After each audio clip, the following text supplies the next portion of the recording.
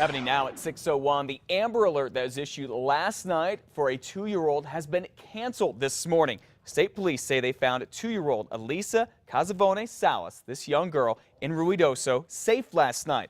An Amber Alert was issued after she was last seen down in Alamogordo with her aunt, Danielle Salas. At the time, police said the girl could be in danger because of her aunt's history of using drugs and alcohol. But once again, Alicia has been found safe and sound. The Amber Alert has been canceled.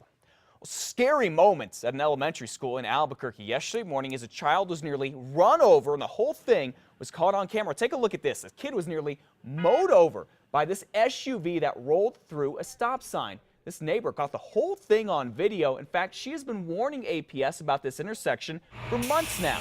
We first brought you the story of how dangerous this intersection was the day after school started, but 2 weeks later, the situation still doesn't look like it's getting any better.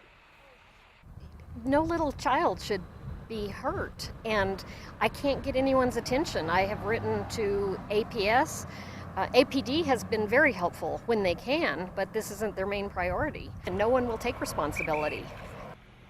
Albuquerque's public school district says it's not their intersection, even though it is near a school, and crossing guards are city workers, but the city says it has not gotten any requests from APS for crossing guards at the intersection, despite the parent complaining. That is something the district confirmed.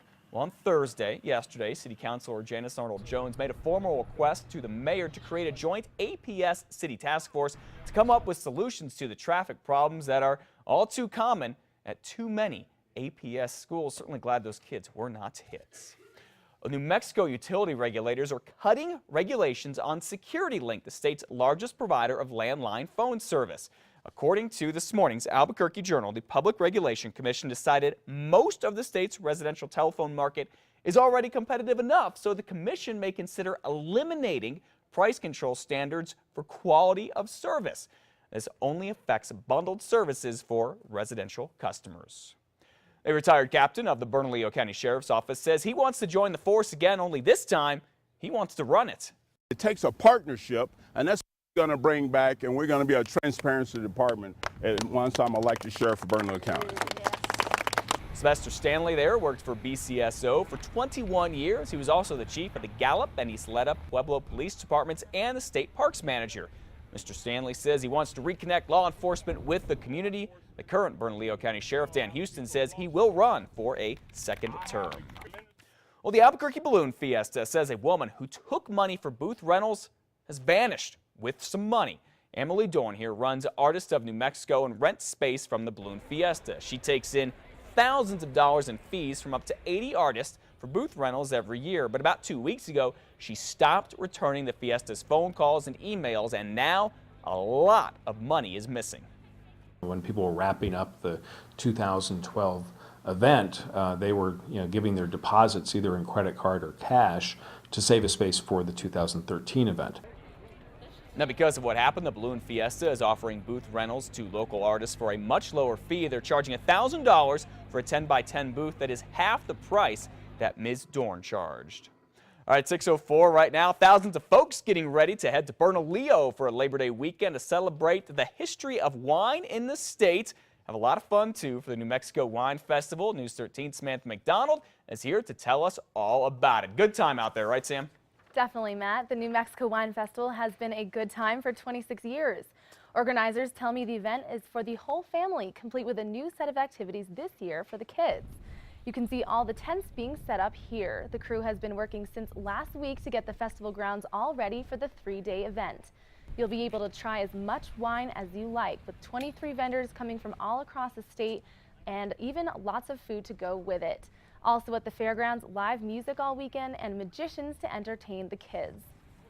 It's a pleasant event. It's a way to celebrate the wine industry and the harvest and what it means, what fall means in New Mexico.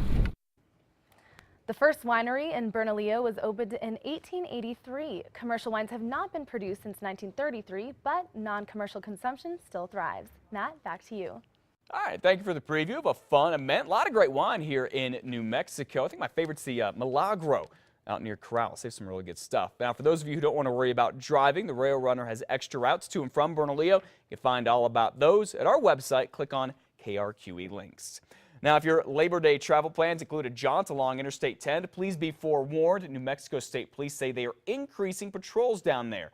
They are joining with city and county law enforcement agencies in a multi-state effort to make the interstate that goes east and west through the southernmost part of the country and our state safer. They're going to be looking a lot for drunk drivers, plus speeders, people who are not wearing seatbelts, and inattentive drivers.